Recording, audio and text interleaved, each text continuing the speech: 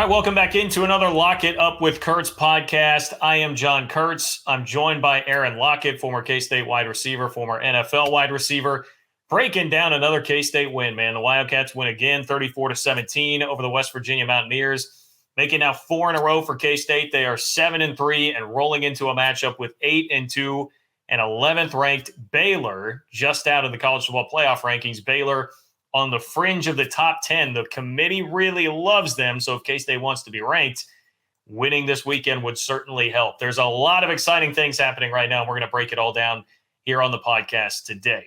As a reminder, if you are headed out to the game, it's a great tailgating weekend. Potentially, it looks like the weather's going to be good. It's a weird kickoff time with the game kicking at 4:30 between K-State and Baylor, but it means that you have a lot of time to get ready. So bust out that 360 vodka from Holiday Distillery.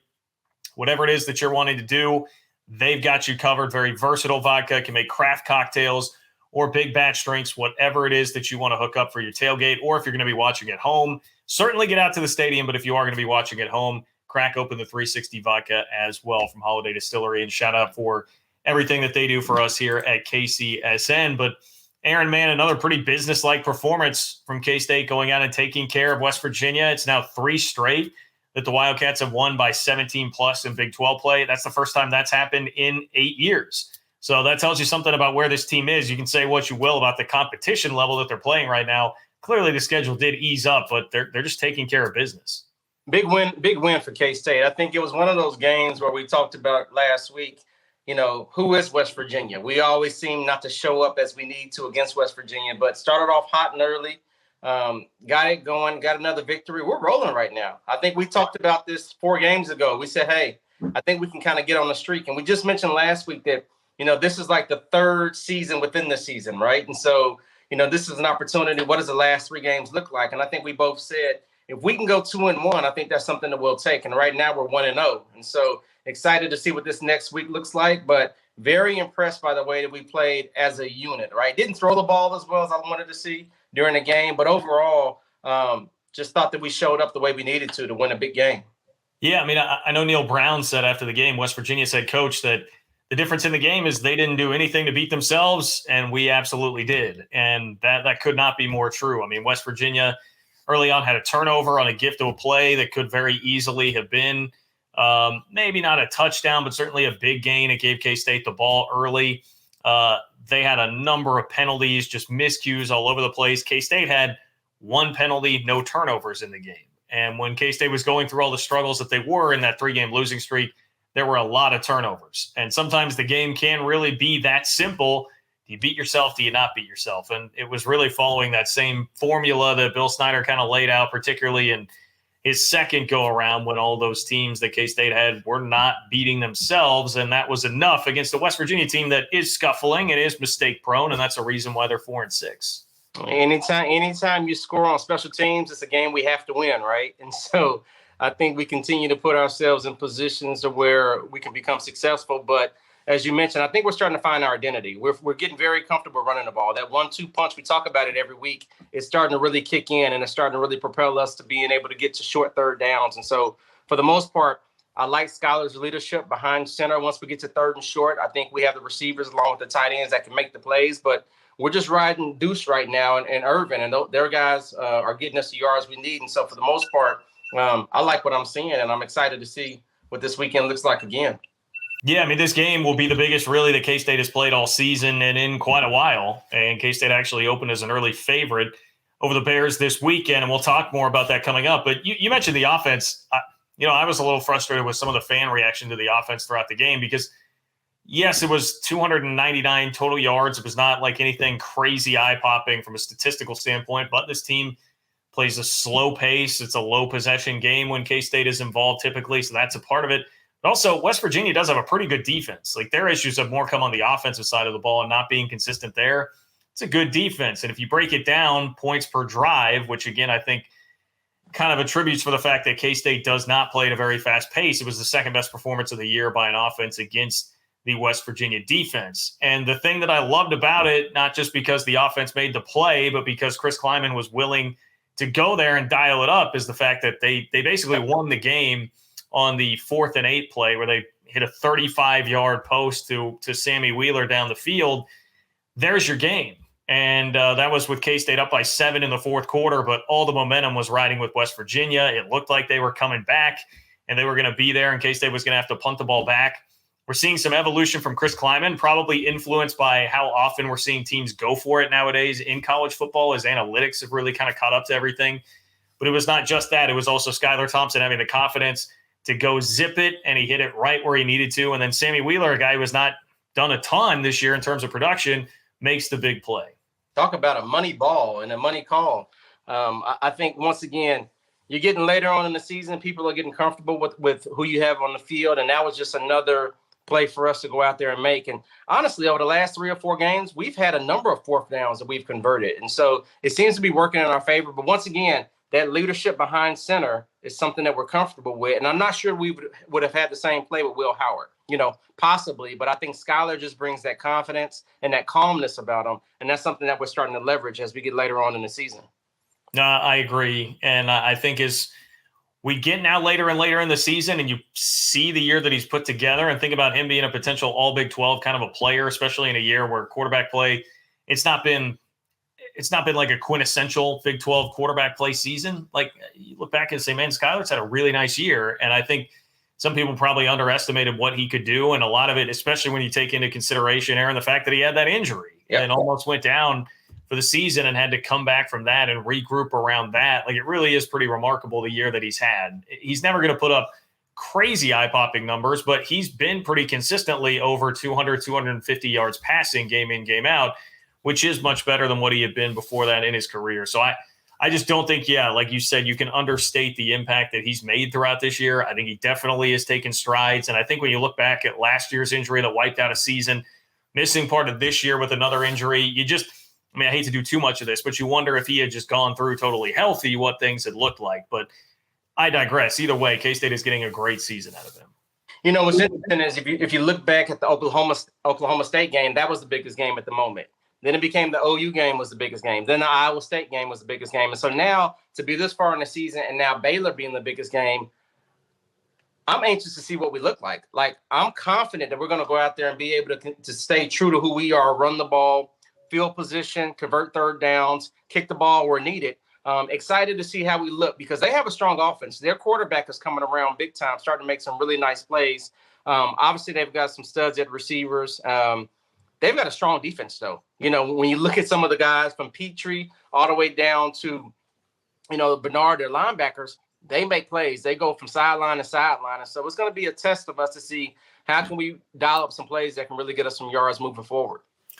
Yeah, Baylor is they're kind of built in that same mode as Oklahoma State, right? Where they have a really good ground game. Jalen Warren is the running back for Baylor or for Oklahoma State.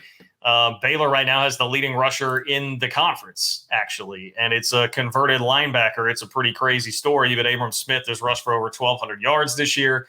And then they have that really stingy defense. So I don't think anything is easy about this matchup, really, for K-State at all. It's going to take some physicality from the defense, which has played much better, no doubt. It's played much, much better.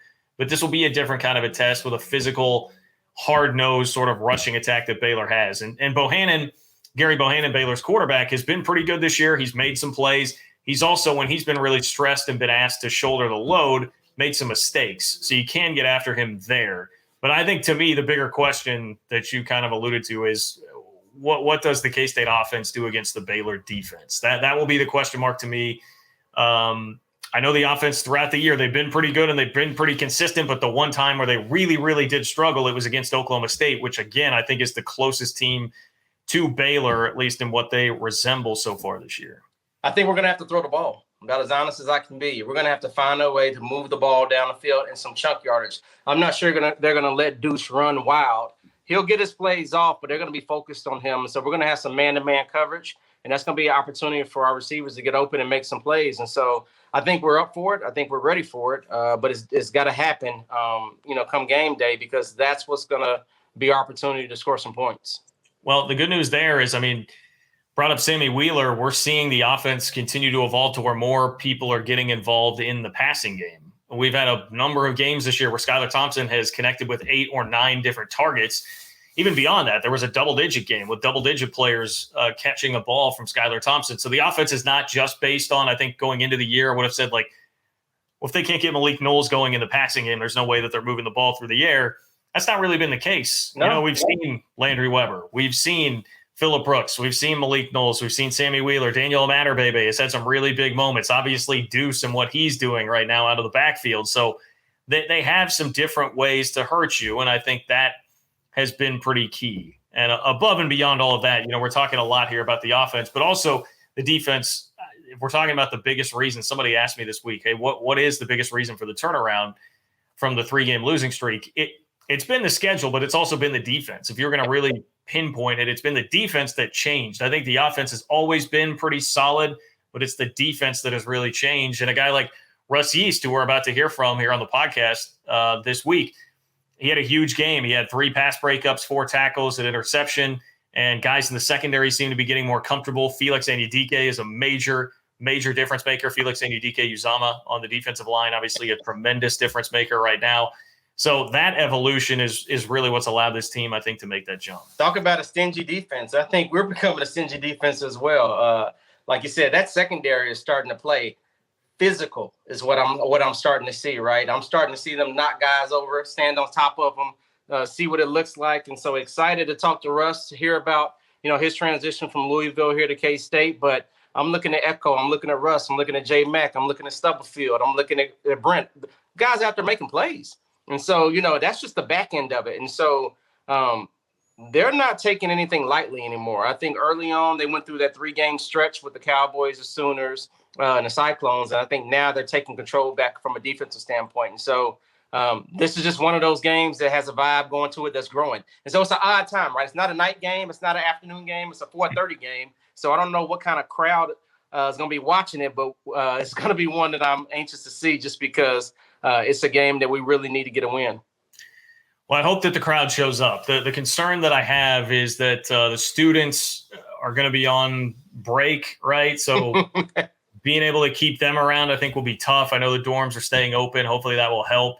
But it's senior day for a big senior class and a lot of guys that have been very important. But we talked about Skyler Thompson. That's one of the headliners, obviously, there with that.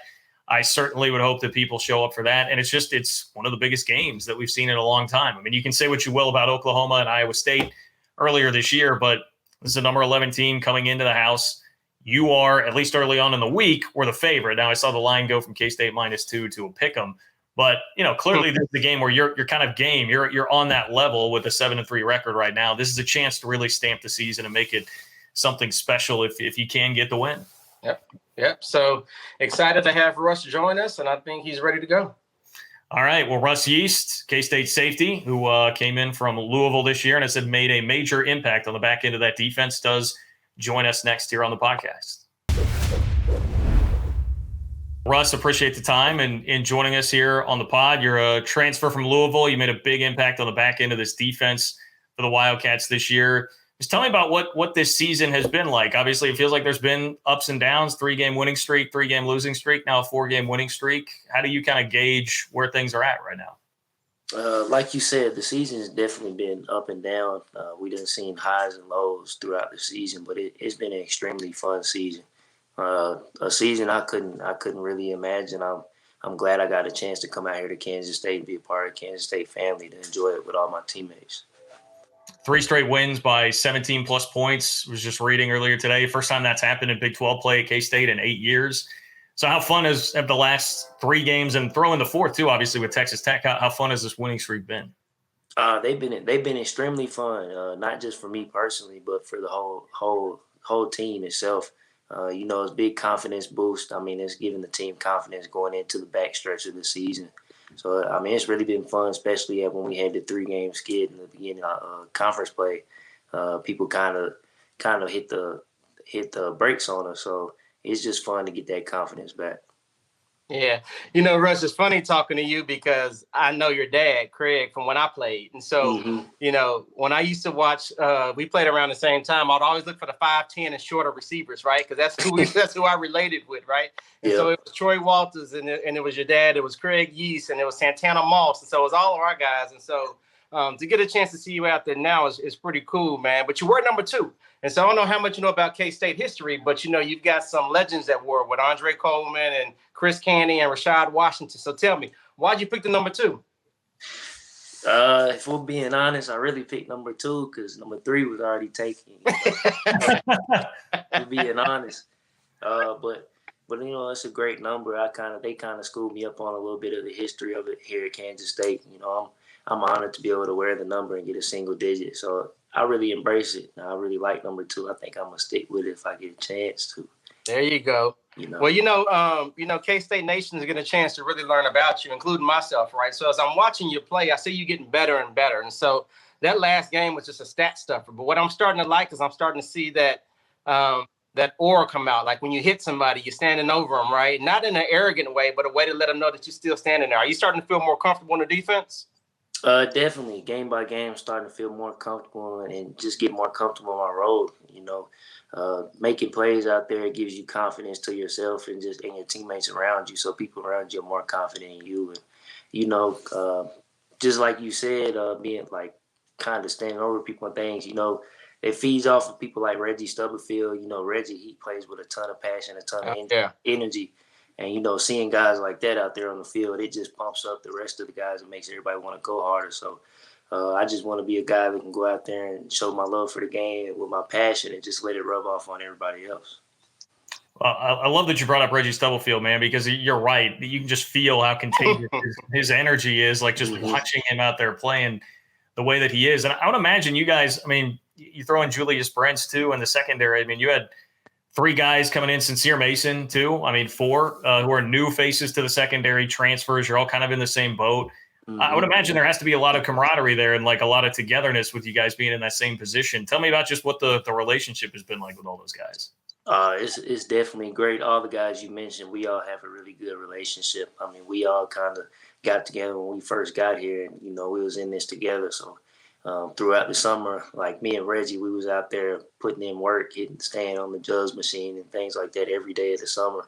Because we all came here with the same type of goal. So it was a really big plus to come here and have other transfers come with us, and we all had the same goals. It was just it was a happy family as soon as we all met. I heard Julius Brents talking about this just a little bit ago in interviews from earlier today. So I'm going to ask you for the same question. He basically got asked, like, what would be your recruiting pitch to other DBs wanting to come to K-State based on what your experience has been? What would you tell a DB that's thinking about it? I would just say that if you're a DB and you're looking at Kansas State, you go into a program and a coaching staff that's going to allow you to go out there and play as yourself and be confident and be you. They take the handcuffs off you and let you go out there and make plays. It's not a thing where you're afraid of making a mistake or anything like that. So it just allows you to cut loose. And I think as a defensive back or a defensive player in general, I think that's the biggest thing possible. That allows you to make plays yourself. Yeah, one of the things I've started to notice from the defense is, playing for Van Malone is pretty awesome, right? Having an opportunity to be around a former player and the energy that he brings. And so just talk a little bit about how Van has helped you change your game or elevate your game to where you feel comfortable out there. Yeah, Coach Malone has a big role. I talk to Coach Malone every day. He always comes to me with some small things that he thinks I can work on, where it might be on the field or off the field. It could be in a leadership standpoint.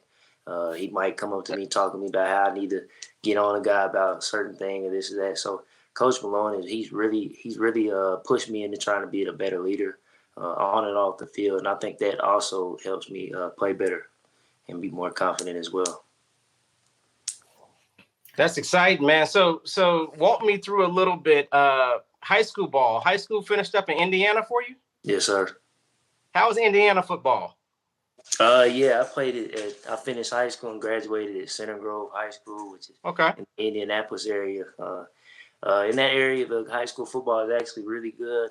Me and Julius Brents, we actually played on the same 7-on-7 team and played against each other. We played against each other in high school as well. So it was good football up there. We played a lot of recruits. Another guy that went to Juju's high school was David Bell at Purdue, the receiver. He went there as well. So it was good football. We played against good competition up there. It was really fun. What was the competition like when you were playing Julius Brents? Like what's the scouting report on Julius Brents as a high school player compared to where he's at now? He was still real long and lanky. He was a big corner. I mean, you had to come with your A game when you played against them, and they was a really good team in high school. So it was really fun playing against those guys. We all made each other better at a young age. Yeah, so I always like to ask guys here because everybody doesn't have this combination. So my brother played in the league, my nephew played in the league. How is it being the son of a former NFL father? How is that for you? It's different. It's definitely cool. It's a little different. It comes with it pluses and minuses because you know he's always gonna coach you up, coach you hard on everything that you do. Yeah. Sometimes when you don't want to hear it, but I think it's a major plus. I mean, because I can see somebody in my life that I've already seen take the path that I want to take. So I think it instills confidence in me. And when just things, whenever he can tell me like I can do a certain thing and this, I believe him because he's already did it. And he's seen what it looks like. So I think just the fact that you can see somebody that's already did it really close in your life, I think that makes a big difference. Have you watched like his highlight reel? Do you bust out his old highlights? I've definitely seen plenty of his highlights. Even if I wanted to watch him or not, I definitely seen a lot. No, I'm just playing. I love watching his highlights. It's actually cool to see. Yeah, well, I tell you what, man, from KState Nation, man, we're proud of you, man. Glad you had a chance to join on. I know. And so Harry Trotter came from Louisville, right? Yes, sir. He did. So I'm glad. I don't know if he recruited you, but I'm glad that we have you on board, man. And so yeah, I talked to him a little bit before I came. Yeah, we owe him a thank you, man. So keep plugging, man, doing what you're doing back there. And like I said, excited to see you finish out the year, but congratulations on the success so far. Thank you, sir. Just take me through like what are the differences between what your playing days were like at Louisville and K-State, whether that's the town, just everything you're experiencing at the school, or actually on the football field. What stands out to you as the most different there? Starting with the on-field football thing, I think the biggest difference between here and there is just playing with coaches that just took the handcuffs off me and just allowed me to go out there and play football. And really kind of their trusting in me and their trust in me builds my own confidence and allows me to go out there and do things that I feel like I can do. But the biggest thing that's different between Kansas State and Louisville is just the culture and the fan base and things like that. Like this is a true football school and a true football town. And that's a program that I've always wanted to be a part of. And it's really nice playing for this Kansas State fan base. I truly believe it's one of the best in the nation. And it really inspires us players. Is it like a culture shock at all to go from Louisville, like a more major metro area, to Manhattan, the like quintessential college town? Yeah, it was definitely different. It's definitely hard. Different at first. Yeah. But I came out here with a certain goal in mind, and just knowing that I came out here to be a football player, and I knew I was going to be doing 1 year, and I came here to just go to school and play football. So I wasn't really worried about the differences in big city, small city, or anything like that. I was just trying to be focused on what the main thing was.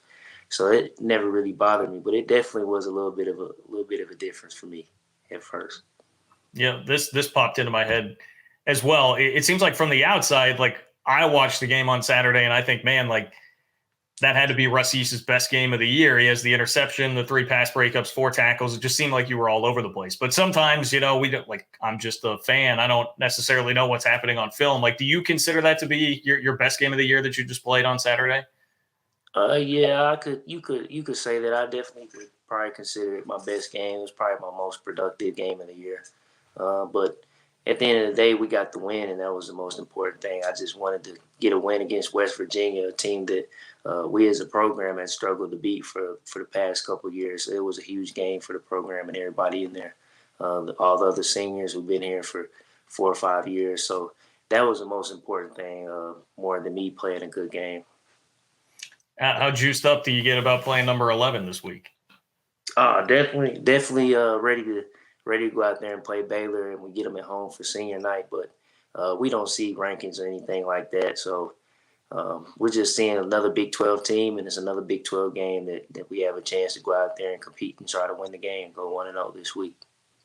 Yeah, one thing I can say is, as a former player, I like the camaraderie, right, between you and Brenton, Echo, and J Mac and Stubblefield. Like, you can tell you guys are really bonding and yielding together. So that's something that's starting to showcase on the field, man. So I love to see that as the season goes on. Yes, sir. One last thing here. I know a lot of fans really took interest in the fact that you guys brought back the mob mentality and the hands signal and all of that. Like, what? Give me the background story on like the genesis of that and how that came about this year. Really, I think we brought it back really because the fans asked for it to be brought back before the season. Fans were on Twitter kind of tagging us in different things, asking us to bring it back, and that they would just love to see it. So that's Stanford game. We decided to bring it back, and I thought it was all good. We feed off the fan base just like the fan base feeds off of us. Well, now you got that and this, right? Am I doing that? Yeah. That was who I heard one of you guys say it. Who was it that came up with that? Was that a Justin Gardner thing? Yeah, Justin Gardner actually started it. He started it kind of in spring ball, so he was the first one to actually do it. Then we all kind of started doing it in the games. I think I was the first one to do it in the game. Now we all just took it and ran with it. I like it. Well, hey, you guys keep playing the way that you are, man. You're going to be doing it a lot. You're going to be doing it a lot. Yes, all right, Russ. Yeah, Russ, really appreciate the time. Like Aaron said, man, we appreciate it a ton. You taking some time after practice to come hang out with us, and congratulations on the success you're having this season, and go get them this weekend, man. Yes, sir. Thank you.